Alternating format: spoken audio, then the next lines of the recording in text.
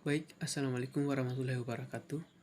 Perkenalkan, nama saya Afwan Syarif, NPM 043121111030. Mata kuliah Fisiologi Tumbuhan.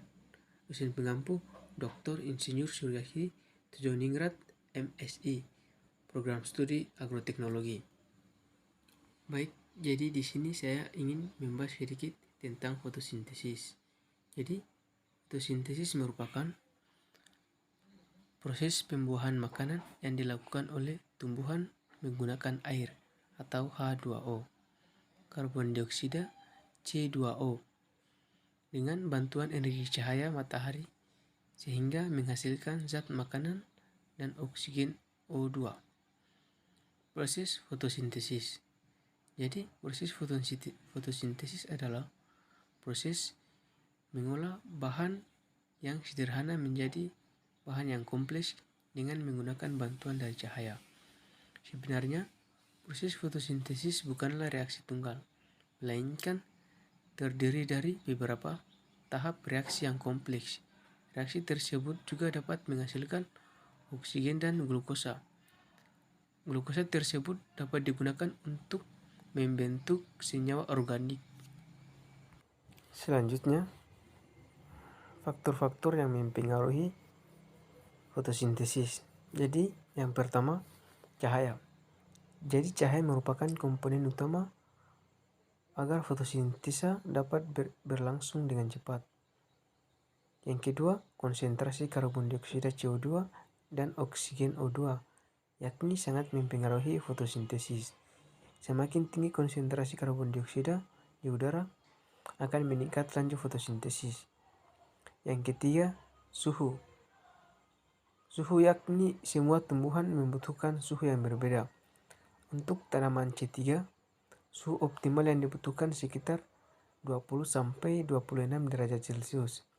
Sedangkan untuk tanaman C4, suhu optimal yang dibutuhkan sekitar 35-40 derajat Celcius.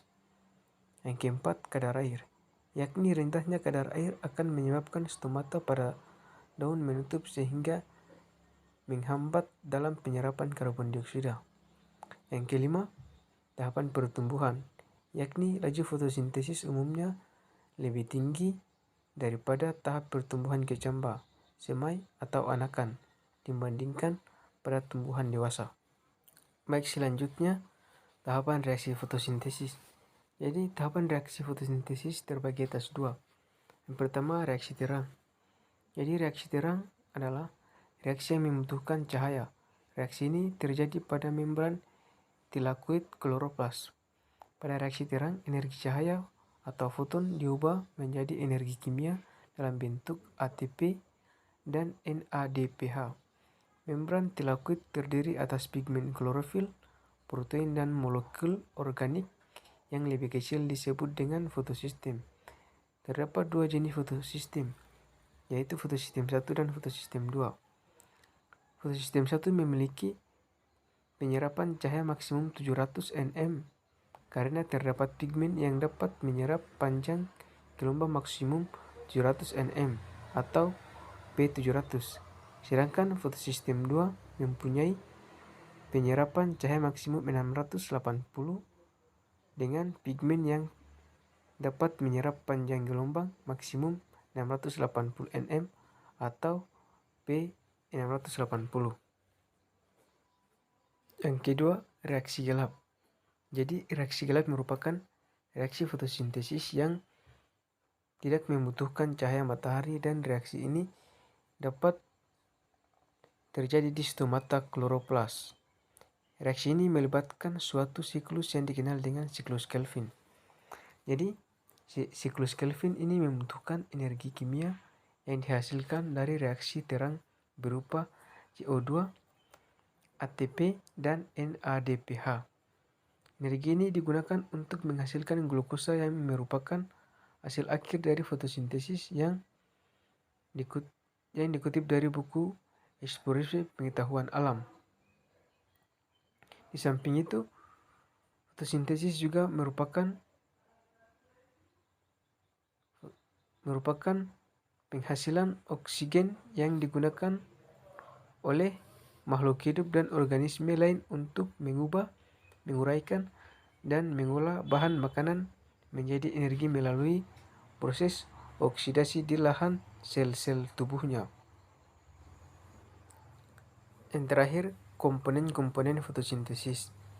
Jadi komponen-komponen fotosintesis yang dibutuhkan dalam fotosintesis adalah karbon dioksida, air, cahaya, matahari, dan klorofil.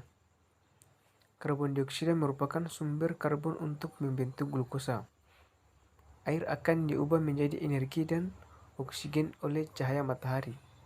Fotosintesis terjadi dalam organel kloroplas yang mengandung klorofil. Jadi di sini klorofil berfungsi untuk menangkap cahaya. Mungkin itu yang dapat saya sampaikan.